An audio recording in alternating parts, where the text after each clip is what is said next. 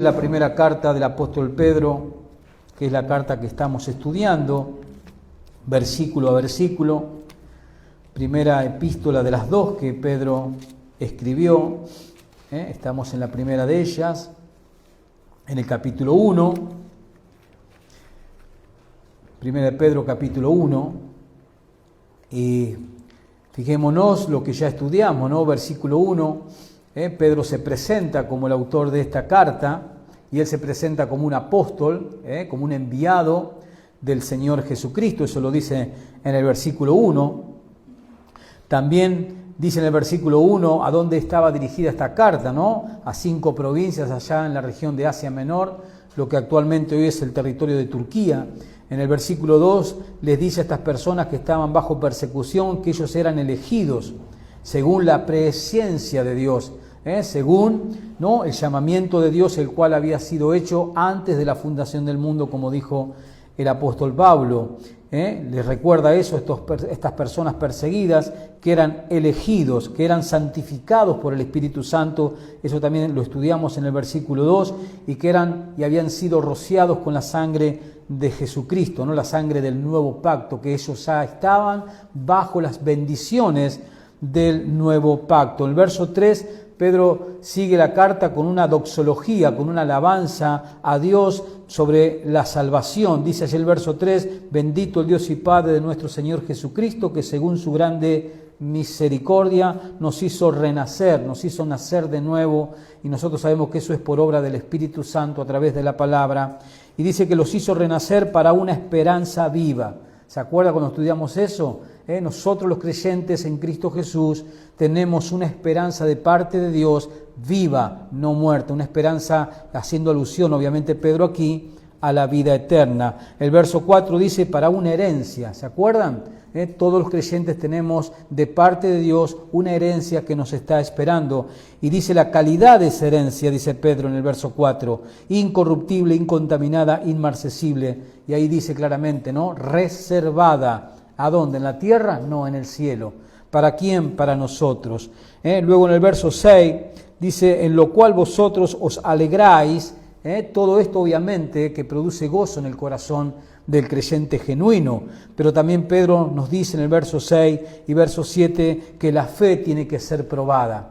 La fe tiene que ser probada, y eso es a través de las pruebas. No que tiene que ser probada para que Dios sepa si somos o no somos. No, es para que nosotros nos demos cuenta si somos genuinos cristianos o no lo somos. Y llegamos al versículo 10, que estudiamos el domingo anterior. Dice el verso 10 que es haciendo alusión a la salvación de la cual Pedro viene hablando aquí. Dice que los profetas, verso 10, que profetizaron de la gracia destinada a vosotros. Dice que estos profetas que hicieron, inquirieron y diligentemente, ¿qué más? Indagaron, o sea, estudiaron sus propias profecías y las de otros profetas. Dice, ¿acerca de qué? De esta salvación.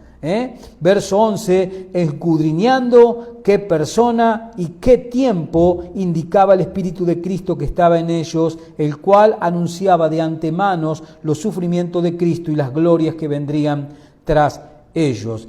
Es interesante ver que desde el versículo 3 al versículo 12, donde termina esta sección, 3 veces aparece la palabra salvación, para que nos demos cuenta de que el punto importante que Pedro está desarrollando ahí es la salvación, ¿no?, gratuita que Dios le ha dado al pecador, aquel pecador que se arrepiente y pone su fe en Jesucristo.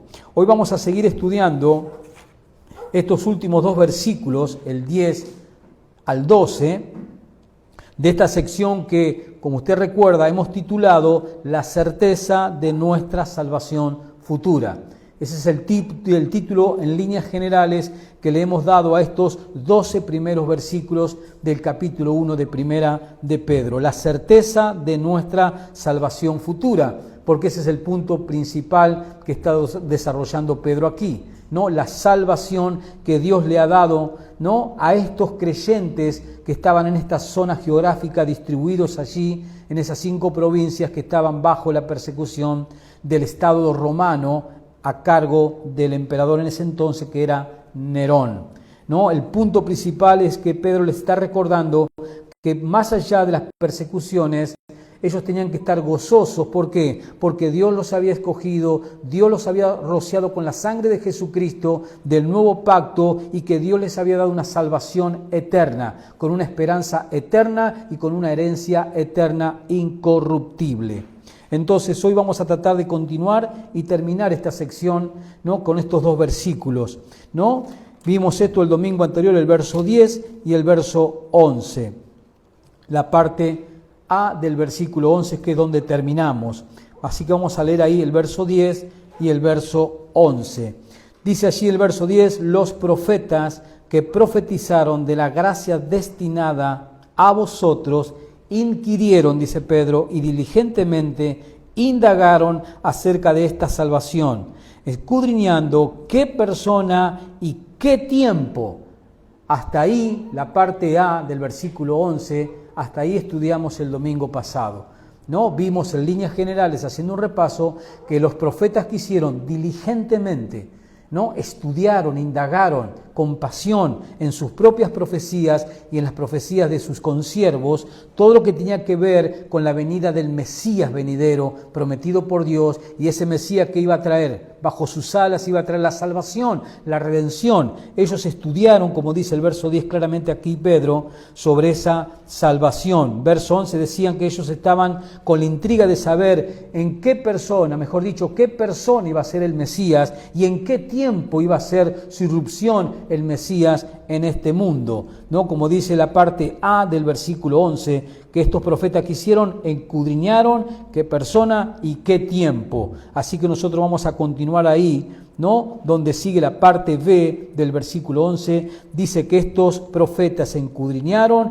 qué persona y qué tiempo, y ahora sí continuamos con esta parte. Indicaba el Espíritu de Cristo que estaba en ellos, el cual anunciaba, el Espíritu de Cristo que estaba en ellos. ¿Ellos a quién se refiere ellos?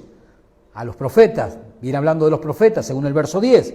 Entonces, indicaba el Espíritu de Cristo que estaba en ellos, haciendo alusión a los profetas, el cual anunciaba de antemano, esa es una palabra interesante, ¿no?, de antemano los sufrimientos de Cristo y las glorias que vendrían tras ellos. A estos, o sea, los profetas, se les reveló que no para sí mismo, sino para nosotros. Así que vamos a estudiar esa sección, ¿no?, que es la parte B de este versículo 11. Y el hecho de que Pedro usara la frase aquí claramente que dice el Espíritu de Cristo que estaba en ellos, esta frase significa y es una clara evidencia de que el Cristo eterno e inseparable del Espíritu Santo obró en esos profetas, obró desde el interior de estos escritores, los profetas del Antiguo Testamento. Eso es lo que está diciendo Pedro aquí en el verso 11, la parte B. Dice, indicaba el Espíritu de Cristo, ¿no? Eso significa, es una evidencia que el Espíritu de Cristo junto al Espíritu Santo estaba obrando en las vidas interiores de los profetas, dándoles las revelaciones acerca de los sufrimientos del Mesías y de la gloria que seguirían a esos sufrimientos del Mesías. Dice el verso, indicaba el Espíritu de Cristo que estaba en ellos, en los profetas, el cual, el Espíritu Santo, el Espíritu de Cristo, anunciaba de antemano los sufrimientos de Cristo y las glorias que vendrían tras ellos. A estos se les reveló que no para sí mismos, sino para nosotros, ¿no?, estaban ministrando. O sea que el hecho de que Pedro use esta frase, el Espíritu de Cristo que estaba en ellos, como dije recién, es una clara prueba, es una clara evidencia de que el Cristo eterno, el Hijo de Dios, es inseparable del Espíritu Santo. Y ambos estaban obrando desde el interior de los escritores del Antiguo Testamento. Y es por eso, si nosotros vamos a la segunda carta de Pedro, es por eso que el apóstol escribió en su segunda carta, vaya conmigo a segunda de Pedro 1:21, fíjese lo que escribe Pedro allí con relación a la inspiración de las Escrituras. Segunda de Pedro, capítulo 1, versículo 21. Dice allí Pedro, porque nunca la profecía, haciendo alusión a las profecías del Antiguo Testamento, Dice Pedro que nunca la profecía fue traída por voluntad humana. No fue invento humano, no fue una creación humana. El libro que usted tiene en sus manos no fue invento de ningún ser humano. Fue escrita por humanos, sí, pero fue inspirada, como Pedro nos va a decir aquí, por el Espíritu Santo de Dios.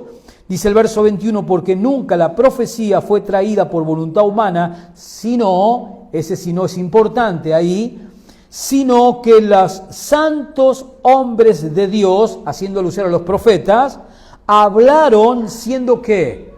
Inspirados por el Espíritu Santo.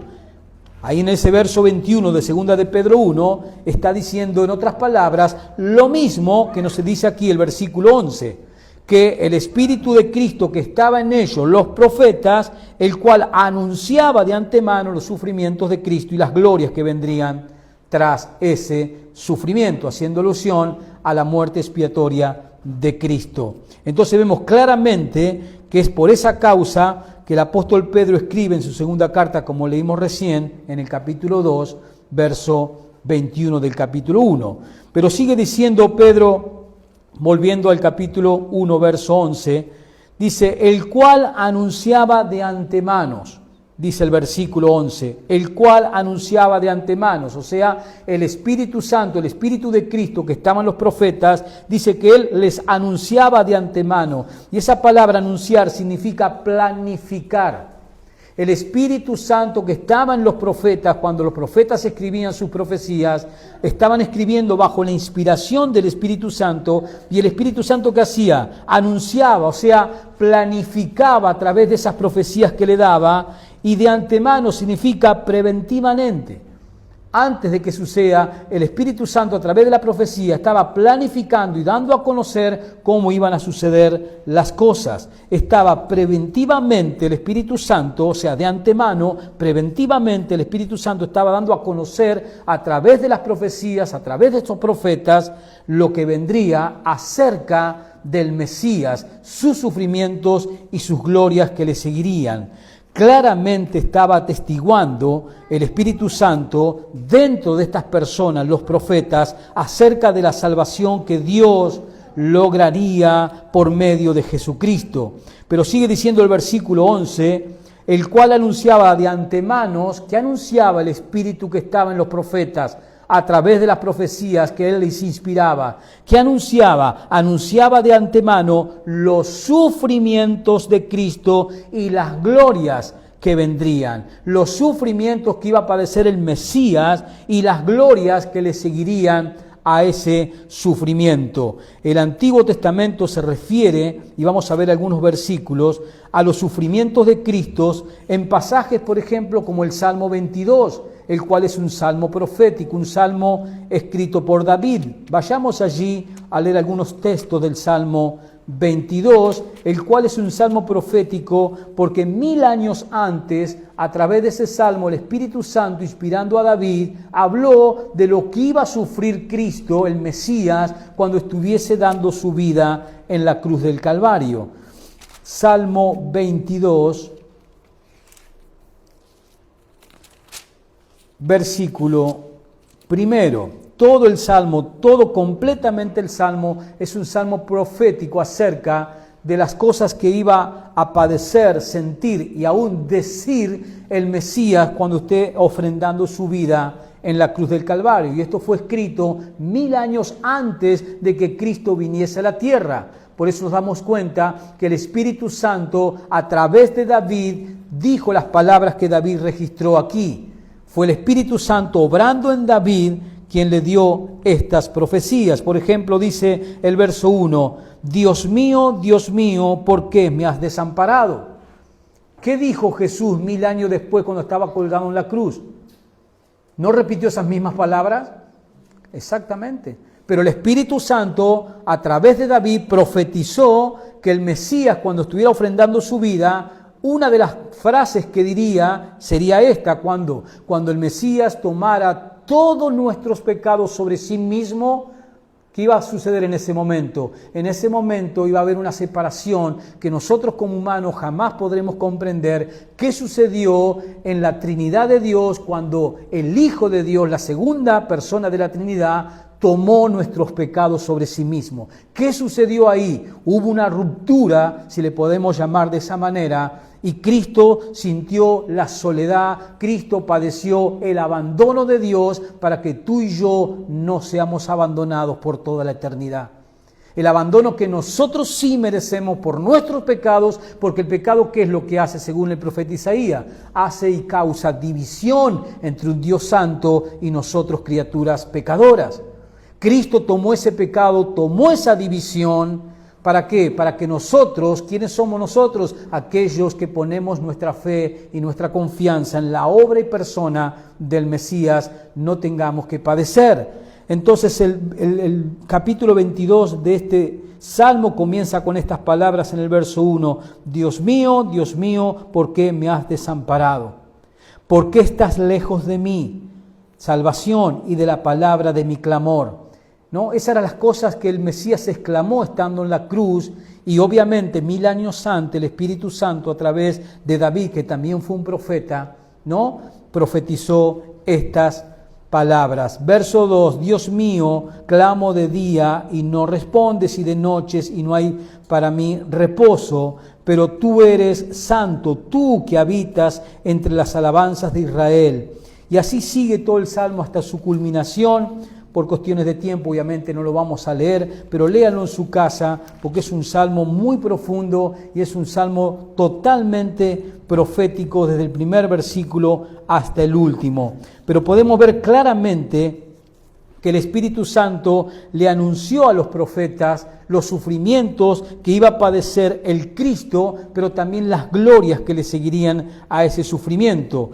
¿Qué decir de Isaías 53? Acompáñame allí a Isaías 53, donde también el profeta Isaías, por inspiración del Espíritu de Dios, él también profetizó acerca de lo que iba a sufrir el Mesías en la cruz.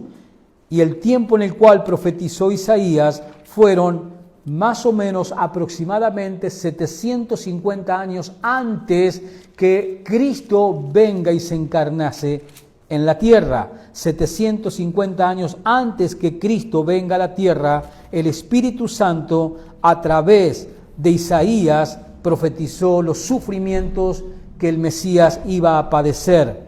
Vayamos así al capítulo 53, aunque la sección comienza en el capítulo 52, verso 13, y cubre todo el capítulo 53 también, pero vamos a leer también, por cuestión de tiempo, solamente algunos versículos. Dice el versículo 4 de Isaías 53, ciertamente llevó él nuestras enfermedades y sufrió nuestros dolores, y nosotros le tuvimos por azotado, por herido de Dios y abatido. Verso 5, mas él herido fue por nuestras rebeliones, molido por nuestros pecados. El castigo de nuestra paz fue sobre él, y por su llaga fuimos nosotros curados. No está hablando de una enfermedad física, está hablando de la sanidad del pecado, que es lo que nos condena al infierno eterno. Verso 6, todos nosotros nos descarriamos como ovejas. ¿Quiénes? Todos nosotros, todos los seres humanos, cada cual se apartó por su camino, mas Jehová cargó en él. ¿Quién es él? Jesús, el Mesías, mas Jehová cargó en él el pecado de todos nosotros. Verso 7, angustiado él y afligido no abrió su boca, como cordero fue llevado al matadero, y como oveja delante de sus trasquiladores, enmudeció y no abrió su boca. Por cárcel y por juicio fue quitado, y su generación, ¿quién la contará? Porque fue cortado de la tierra de los vivientes, y por la rebelión de mi pueblo fue herido. Y se dispuso con los impíos en su sepultura, dice, más con los ricos fue en su muerte. ¿Dónde fue puesto el cuerpo de Jesús después de morir? En una tumba. ¿Y en una tumba de quién? De un rico, para cumplir esta parte de la profecía. Y así podemos seguir, e Isaías, inspirado por el Espíritu Santo, nos va mostrando todos los sufrimientos que padeció el Mesías en la cruz, claramente. Ahora bien, y cuando dice, volviendo a Pedro, que los profetas cuando profetizaron, inspirados por el Espíritu Santo, profetizaron no solamente los sufrimientos de Cristo, como vimos en el Salmo 22, en Isaías 52, 53, sino también de las glorias que le seguirían a su sacrificio. Eso es lo que dice Pedro en ese versículo 11. Obviamente que las glorias que vendrían, Pedro se está refiriendo a la resurrección del Mesías, a la ascensión de nuevo a la diestra del Padre del Mesías y también a la entronización de Cristo, ¿como qué? Como Rey de Reyes y Señor de Señores. Esas son las glorias que le siguieron al Mesías después de su muerte en la cruz. Su resurrección, su ascensión y su entronación como el Rey de Reyes. Y también tenemos que los profetas hablaron de esas glorias que le seguirían al sacrificio, a la muerte del Mesías. Venga conmigo a Isaías 9 y miremos un poco a través de estas profecías las glorias que le siguieron a la muerte del Mesías. El Mesías no quedó en la tumba, el Mesías resucitó por el poder de Dios. Isaías 9, versículo 6. Recuerde que Isaías profetizó 750 años antes de que el Mesías se manifestase en la tierra. Isaías 9, versículo 6. Dice allí, porque un niño, haciendo alusión a el nacimiento de Jesús, el Mesías, el Hijo de Dios, porque un niño nos es nacido, hijo nos es dado, dice el profeta Isaías, y el principado sobre su hombro, y se llamará su nombre admirable, consejero, Dios fuerte, Padre eterno, príncipe de paz. Lo dilatado de su imperio y la paz no tendrán límites sobre el trono de David y sobre su reino, disponiéndolo y confirmándolo en juicio y en justicia desde ahora y para siempre. El celo de Jehová de los ejércitos hará esto. ¿Cómo va a terminar el Mesías? Entronizado en el trono de ¿quién? De David su padre. Todos sabemos que según la carne Jesús descendía de la dinastía de David, como Dios lo había prometido precisamente a David en ese pacto davídico que Dios hizo con él, de que un descendiente de él, le dijo a David, se sentaría en el trono por los siglos de los siglos. Todos sabemos, al tener la palabra de Dios, la profecía ya completa, de que ese descendiente de David fue y es nuestro Señor Jesucristo. Y fíjese cómo termina el versículo: el celo de Jehová de los ejércitos hará esto. El Dios del cielo, el creador del universo, dijo que va a poner a su Hijo sentado en el trono de David como Rey de Reyes por toda la eternidad, y el celo de Jehová hará esto, y no hay nada ni nadie que pueda impedirlo. Pero podemos ver en esta profecía, ¿no?, a Isaías hablando de la gloria que le seguirían a la muerte del Mesías. Tanto su resurrección como también su ascensión, pero también su entronación como el Rey soberano sobre toda la tierra, como lo dice claramente Isaías 9 del 6 al 7. Pero también el profeta Daniel habló de la entronización del Mesías como Rey de Reyes. Venga conmigo a Daniel 2. Daniel, después de los profetas menores, va a aparecer Daniel 2. Antes, ¿no? Después de Ezequiel, Daniel capítulo 2, en ese sueño que tuvo el rey Nabucodonosor y la interpretación de Daniel, ese es el contexto del capítulo 2, versículo 44, hablando en esta explicación que le da Daniel al rey Nabucodonosor sobre el sueño de esa estatua. Daniel está diciendo ya en estos versículos que vamos a leer cómo iba a terminar esa estatua que representaban los imperios que hubo en la tierra, que nosotros sabemos que está faltando uno de esos imperios, que es la Roma revivida, y luego después de ese imperio que va a llevar adelante el anticristo, vendrá un reino que será eterno, y todos sabemos que es el reino del Mesías. Pero fíjense allí en el versículo 44 de Daniel 2, en esta explicación que le está dando Daniel al rey, dice: y en los días de estos reyes, el Dios del cielo levantará un reino que no será jamás destruido. Todos sabemos que los reinos que representaban esa estatua que soñó Nabucodonosor, todos esos reinos son historia hoy para nosotros. Se levantaron, tuvieron su auge, pero también fueron disminuidos y reemplazados por otros reinos. Pero Dios le está diciendo acá a través de Daniel a este rey Nabucodonosor que un día Dios, el Dios del cielo, va a establecer un reino el cual será eterno. Y en los días de estos reyes el Dios del cielo levantará un reino que no será jamás destruido, ni será el reino dejado a otro pueblo.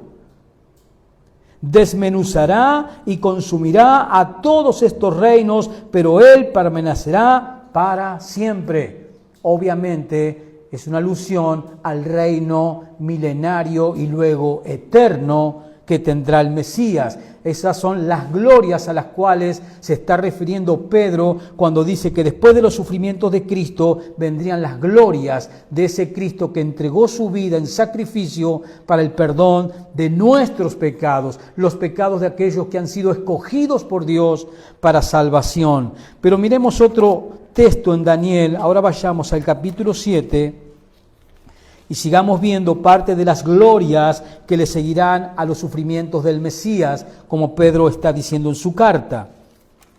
Daniel capítulo 7, versículo 13 y versículo 14. Daniel 7, y el capítulo 7 de Daniel también es una profecía sobre 4 bestias, que también representan los imperios que también pasaron. Algo similar al sueño de la estatua del capítulo 2. Versículo 13, dice Daniel: miraba yo en la visión de la noche, y he aquí, con las nubes del cielo, venía uno como un hijo de hombre. Y ese título lo usó ¿quién durante su ministerio? ¿Quién usó ese título? Jesús. Jesús usó ese título que aparece solamente aquí en Daniel. ¿El título de qué? De hijo de hombre, haciendo alusión al Mesías, haciendo alusión a Jesucristo. Dice Daniel: miraba yo en la visión de la noche, y he aquí, en las nubes del cielo venía uno como un hijo de hombre, que vino hasta el anciano de día, y le hicieron acercarse delante de él. Verso 14, y le fue dado, escuche, dominio, gloria y reino, para que todos los pueblos, naciones y lenguas le sirvieran, y su dominio es dominio eterno, que nunca pasará, y su reino uno que no será destruido. Ese es el reino del Mesías. ¿Quién es el anciano de días? Dios el Padre. ¿Quién es ese hijo de hombre? El Señor Jesucristo, en el momento en el cual Dios el Padre le da toda la autoridad a su Hijo para que venga a esta tierra a establecer su reino. ¿Se acuerdan lo que decía Isaías 9? El celo de Jehová hará esto. El celo de Jehová, ¿qué hará? Pondrá a su Hijo, al Mesías, en el trono de David para que reine milenariamente y luego eternamente. Primero durante 1000 años esta tierra, y luego eternamente los cielos nuevos y la tierra nueva. Pero podemos ver claramente que el Espíritu Santo que obraba en estos profetas, en estos hombres de Dios, como David, como Daniel, como Isaías, el Espíritu Santo de Dios obró en ellos y les dio a conocer sobre los sufrimientos del Mesías, pero también las glorias que seguirían al Mesías.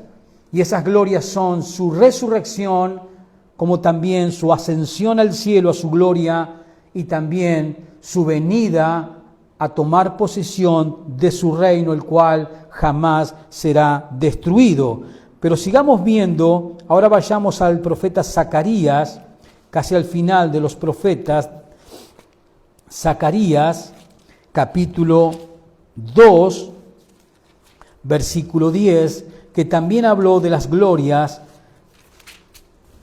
que tendría el Mesías después de su victoria en la cruz del Calvario. Zacarías capítulo 2, verso 10. Zacarías 2, versículo 10. Dice allí el profeta Zacarías: canta y alégrate, hija de Sión. Sabemos que Sión es el monte donde está edificada, ¿quién? La ciudad de Jerusalén. Canta y alégrate, hija de Sión, porque he aquí que vengo y moraré en medio de ti, ha dicho Jehová. ¿Puedes entender el texto, lo que está diciendo el profeta? Está diciendo: alégrate, Jerusalén, la ciudad que está edificada en el monte Sión. Dice: canta y alégrate, hija de Sión, porque he aquí vengo. ¿Quién es el que está hablando a través del Espíritu Santo, a través del profeta Zacarías? Dios. ¿Y qué está diciendo Dios? Alégrate, Jerusalén, porque viene un día en el cual, ¿quién? Vengo. ¿Quién? Jehová, yo, Dios en persona. Vengo y moraré en medio de ti, ha dicho Jehová. Todos sabemos que nuestro Señor Jesucristo es ese Jehová. Es ese Dios que va a venir un día y desde Jerusalén, como la capital de todas las naciones del mundo, gobernará esta tierra. Versículo 11, y se unirán muchas naciones a Jehová en aquel día, el día del reino milenial. Y me serán por pueblos, y moraré en medio de ti, y entonces conocerás que Jehová de los ejércitos me ha enviado a ti.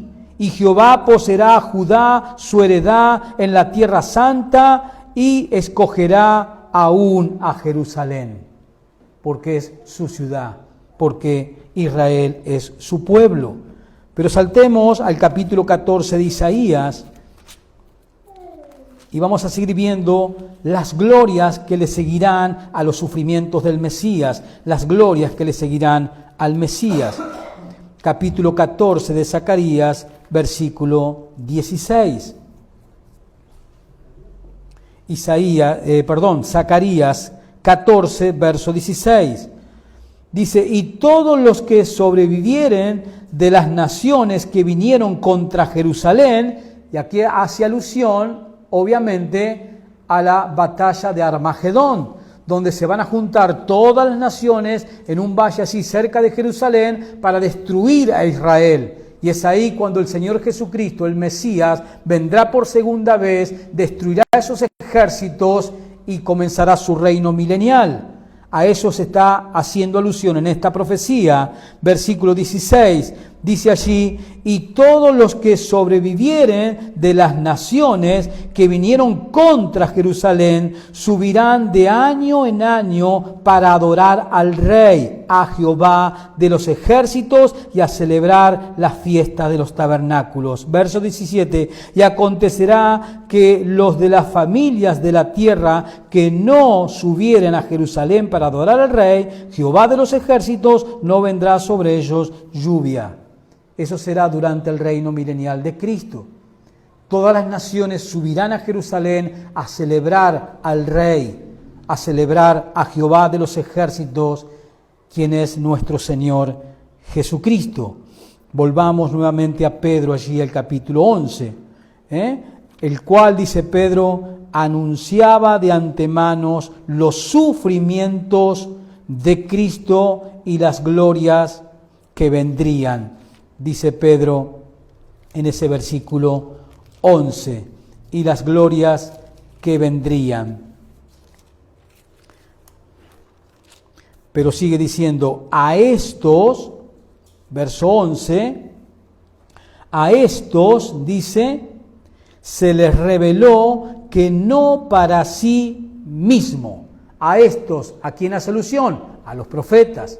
Viene hablando de los profetas, Pedro, del versículo 10. Ahora en el verso 12 dice: a estos, o sea, a los profetas, se les reveló a través de todas esas profecías que encontramos en el Antiguo Testamento, a estos se les reveló que no para sí mismo, no para ellos, no para su tiempo, no para sus generaciones, Dice, no para sí mismo, sino ¿para quién?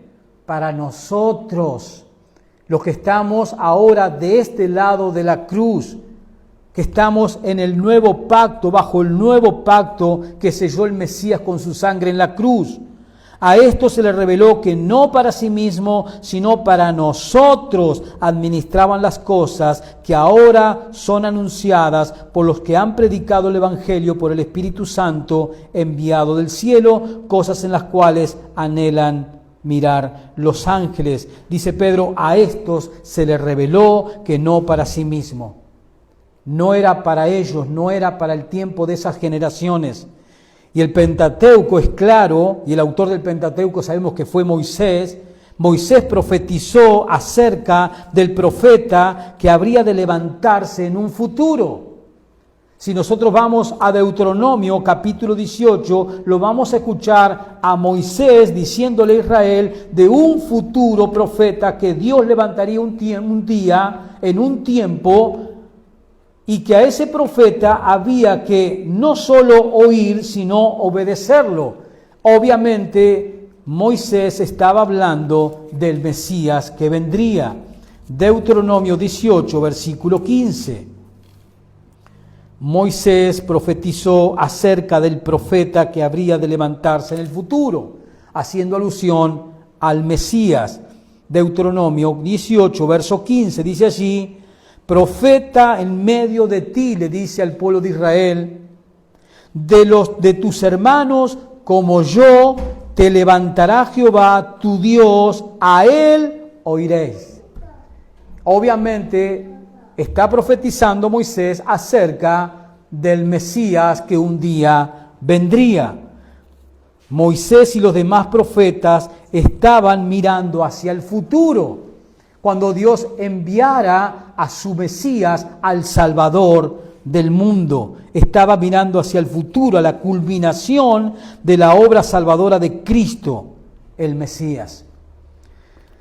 Venga conmigo a Hebreos 11, a ese capítulo impresionante de los héroes de la fe, como se los llama, ahí cerquita de Pedro, un poquito para atrás, capítulo 11 de Hebreos, para que veamos que los profetas no profetizaron para ellos, no profetizaron para sus generaciones, sino que profetizaron para un tiempo futuro, para nosotros, como decía Pedro. Hebreos 11, versículo 13, en este capítulo sobre los héroes de la fe, para que veamos también en Hebreos 11 que en el Antiguo Testamento la salvación también fue por la fe, nunca fue por las obras la salvación. Sabemos que hay teologías erradas que nos quieren hacer entender que en el Antiguo Testamento la gente se salvaba por obedecer la ley de Jehová. Siempre la salvación fue por creerle a Dios, tanto en el Antiguo como en el Nuevo Testamento. Y Hebreo 11 es una evidencia clara y contundente de que Dios siempre salvó a aquellos que le creen, y así sigue siendo. Antes, en el Antiguo Testamento, Dios salvaba a los que ponían su fe en el Mesías que vendría. Ahora, en el Nuevo Testamento, somos salvos aquellos que ponemos la fe en el Mesías que ya vino. Pero siempre fue la salvación por creerle a Dios en cuanto a lo que Dios nos ha revelado en su palabra. Dice Hebreos 11, versículo 13, hablando de estas personas que vivieron y fueron salvas en el Antiguo Testamento por la fe, dice el verso 13, conforme a la fe murieron todos estos. Y si usted lee los versículos anteriores del verso 1, está hablando de los que murieron creyendo en Dios. Conforme a la fe murieron todos estos, sin haber recibido lo prometido, sino mirándolo de lejos. Porque no fue para ellos las promesas del Mesías que vendría y salvaría al morir en una cruz para llevar nuestros pecados. Ellos no lo vivieron, sino que mirándolo de lejos y sí creyéndolo y saludándolo y confesando que eran extranjeros y peregrinos sobre la tierra. Ellos fueron salvos porque le creyeron a Dios. ¿En cuanto a qué? En cuanto a que Dios les prometió un Salvador que un día se iba a manifestar. Moisés lo llamó profeta como yo les levantará Jehová en un futuro. A él oiréis y le van a obedecer. Pero ellos murieron todos con la fe puesta en ese Mesías que un día vendría y se manifestaría trayendo salvación. Nosotros hoy de este lado de la cruz somos salvos al creer en ese Mesías que ya vino, que ya cumplió las profecías de los profetas. Nuestra fe en ese Mesías también nos da la salvación. Volvamos a Pedro para ver qué nos sigue diciendo en ese versículo 12, en la parte B. Versículo 12, a estos, o sea, hablando de los profetas, se les reveló que no para sí mismo, sino para nosotros, dice allí, para nosotros,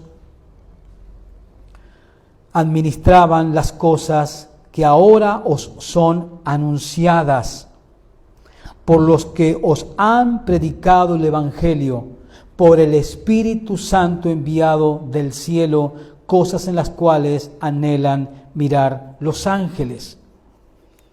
Las cosas que ahora, dice Pedro, os son anunciadas por los que os han predicado el Evangelio por el Espíritu Santo enviado del cielo. El Espíritu Santo, está diciendo Pedro claramente, no solo inspiró, como vimos anteriormente, a los profetas para que traigan sus profecías en el Antiguo Testamento, sino que el Espíritu Santo también inspiró en el Nuevo Testamento a los apóstoles, quienes hicieron del Evangelio el tema principal de sus predicaciones. ¿Qué predicaban los apóstoles? El Evangelio. ¿Qué tenemos que seguir predicando nosotros? El Evangelio. ¿El Evangelio acerca de quién? De la persona y de la obra de esa persona, que es ¿quién? El Mesías. El Espíritu Santo, está diciendo Pedro aquí, que inspiró, guió a los profetas en el Antiguo Testamento. El Espíritu Santo es el mismo agente divino que hoy inspiró a los apóstoles en el Nuevo Testamento y sigue inspirando a los creyentes en el Nuevo Testamento para que nosotros sigamos, ¿qué? Predicando un solo mensaje. ¿Cuál es ese mensaje? El Evangelio de nuestro Señor Jesucristo. Dice allí, las cosas que ahora os han anunciado. ¿Quiénes? Obviamente, haciendo referencia a los apóstoles. ¿Qué cosas? Lo que tiene que ver con las profecías acerca del Mesías. Por ejemplo, tenemos un claro ejemplo de esto en la primera predicación. Venga conmigo a Hechos capítulo 2, el primer sermón evangelístico del nuevo pacto que fue dado por Pedro. Allí está registrado por Lucas en el libro de Hechos de los Apóstoles, capítulo 2, versículo 25 al versículo 28. Hechos capítulo 2, versículo 25 al 28. Este es el primer sermón evangelístico predicado por el apóstol Pedro, versículo 25. Y fíjense en que qué es lo que hace Pedro aquí. Él está predicando el Evangelio. ¿Y qué es lo que va a hacer Pedro aquí? Va a tomar una profecía de David, del Salmo 16, versos 8 al 11, y va a tener como base de su predicación esta profecía dada en el Antiguo Testamento por David. Dice el verso 25, porque David dice de él, ¿de quién? De Jesús, del Mesías. Lo dijo ¿cuándo? 1000 años antes que el Mesías venga a la tierra.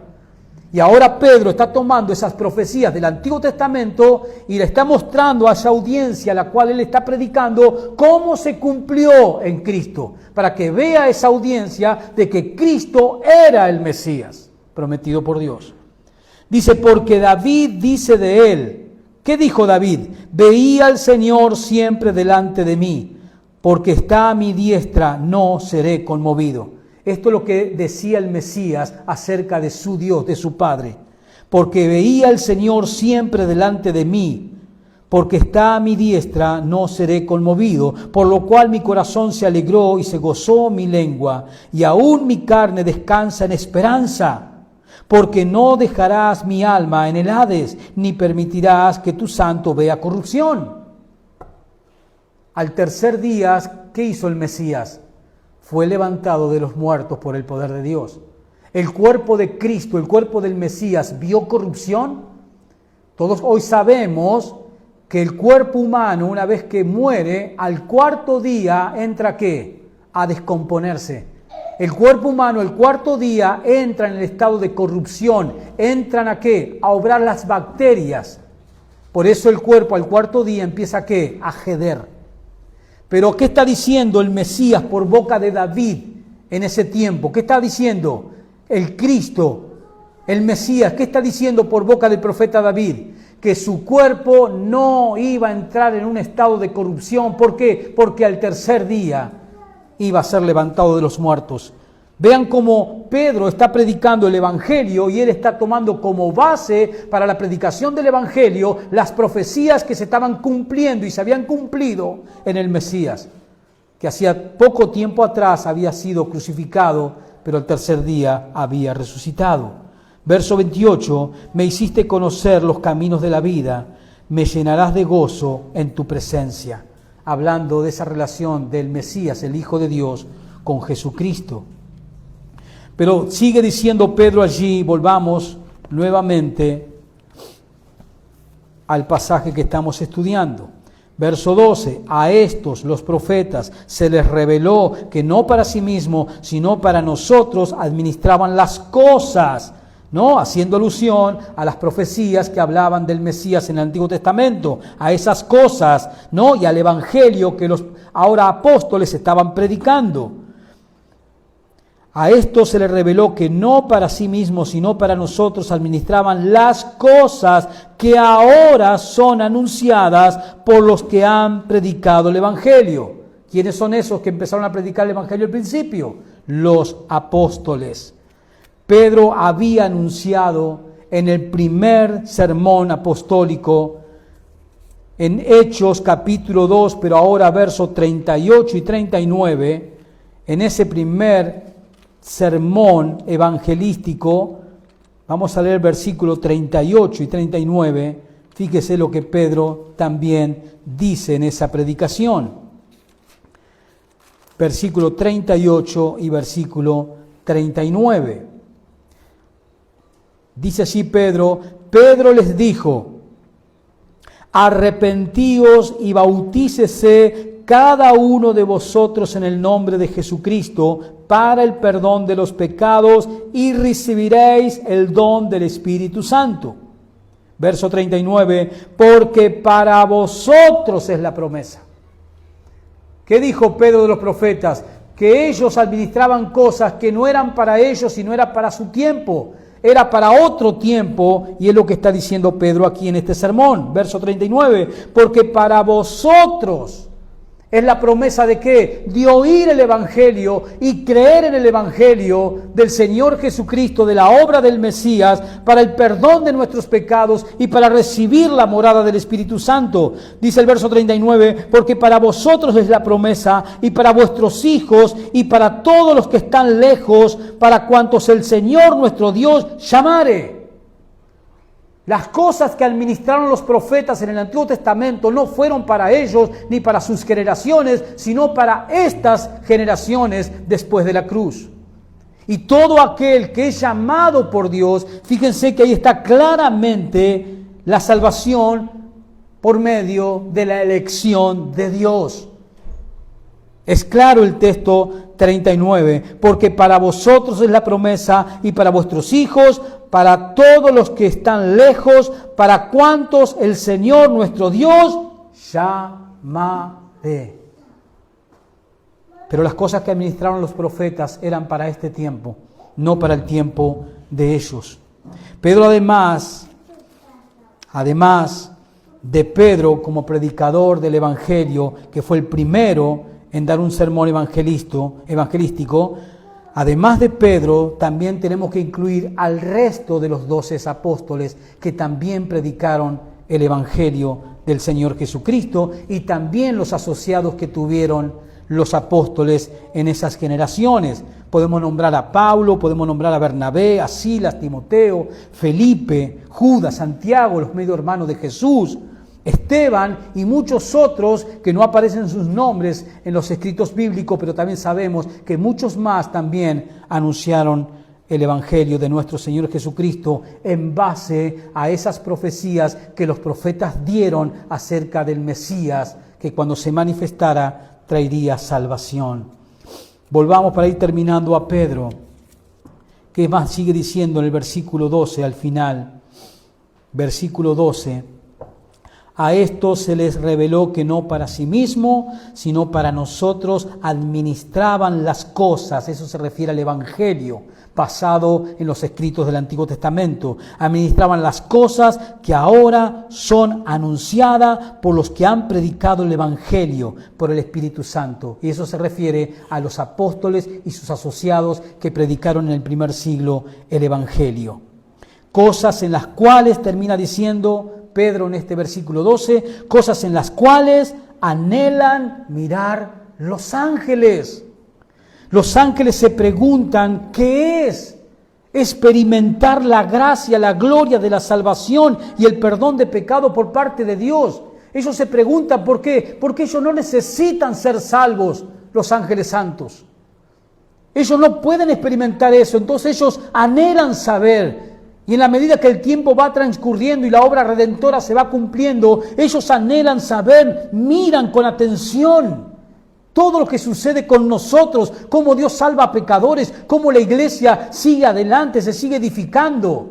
Ellos anhelan ver todo eso porque van aprendiendo al mismo paso y van viendo cómo es la gracia de Dios, porque ellos no la pueden experimentar, porque ellos no necesitan ser salvos.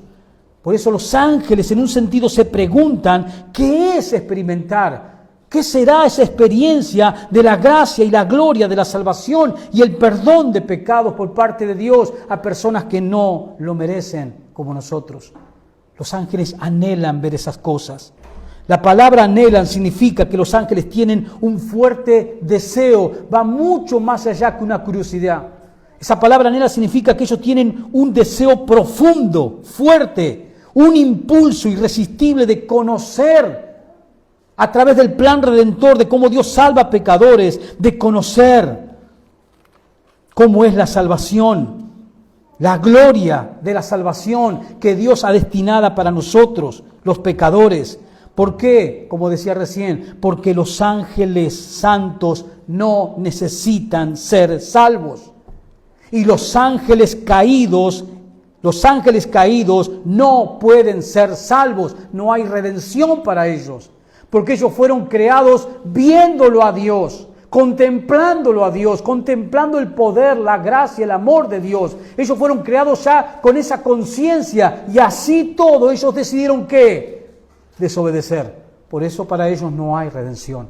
Pero los ángeles santos que no necesitan ser salvados, ellos sí tienen un anhelo ardiente en su corazón de saber cómo funciona la gracia que Dios ha destinado para miserables pecadores como nosotros, para rescatarlos de esa condición miserable y traerlos a la gloria.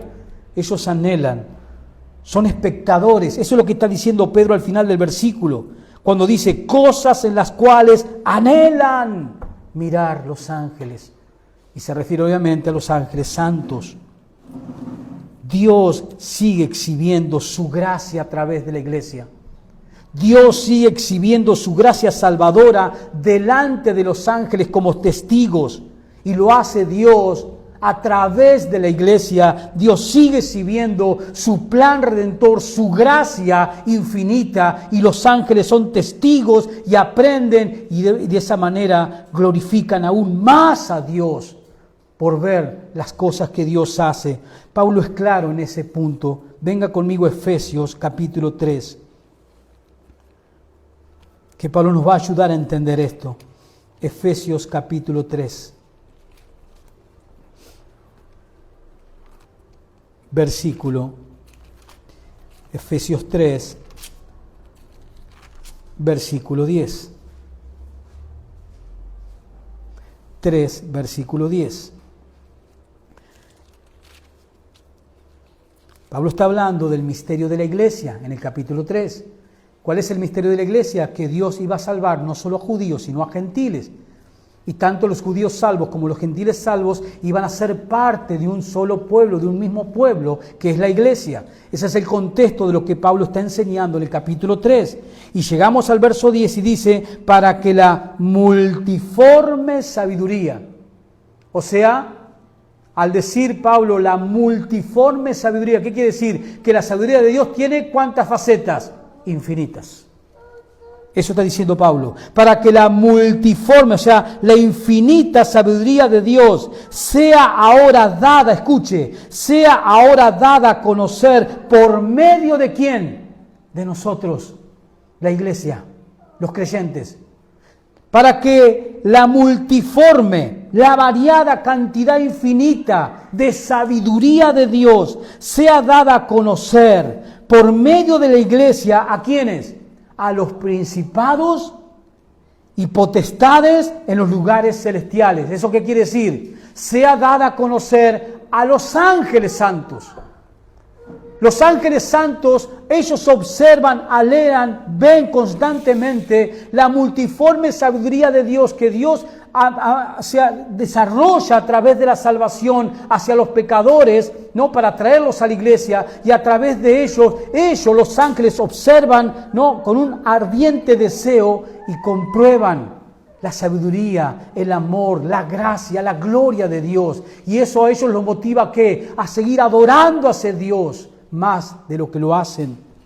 Eso es lo que está diciendo Pablo. Para que la multiforme sabiduría de Dios sea ahora dada a conocer por medio de la iglesia, de cómo Dios trabaja con nosotros, a los principados y potestades en los lugares celestiales. Ahí terminamos, hermanos. Vayamos nuevamente a Pedro y leamos del verso 10. Los profetas que profetizaron de la gracia destinada a vosotros o nosotros, inquirieron y diligentemente indagaron acerca de qué, de esta salvación que traería el Mesías cuando se manifestase. Verso 11, ¿qué hicieron los profetas? Escudriñaron qué persona y qué tiempo indicaba el Espíritu de Cristo que estaba en ellos, el cual anunciaba de antemano, planificaba los sufrimientos de Cristo, pero también ¿qué? Las glorias que vendrían tras ellas, su resurrección, su ascensión y su entronación. Verso 12, a estos, a los profetas, se les reveló que no para sí mismo, sino para nosotros. Los profetas que hicieron, administraban las cosas que ahora son anunciadas. ¿Por quién? Por los apóstoles y sus asociados, por los que han predicado el Evangelio por el Espíritu Santo enviado del cielo. Todas estas cosas, dice Pedro, las cuales son y anhelan mirar quiénes, los ángeles. Hermanos, por difícil que sean las pruebas de la vida, y a veces son difíciles, pasamos por momentos de mucha incertidumbre, de mucha confusión, pero por difícil que sean las pruebas de la vida, los cristianos podemos enfrentarlas. Y ese es el ánimo que Pedro les quiso comunicar a estas personas que estaban bajo tribulación.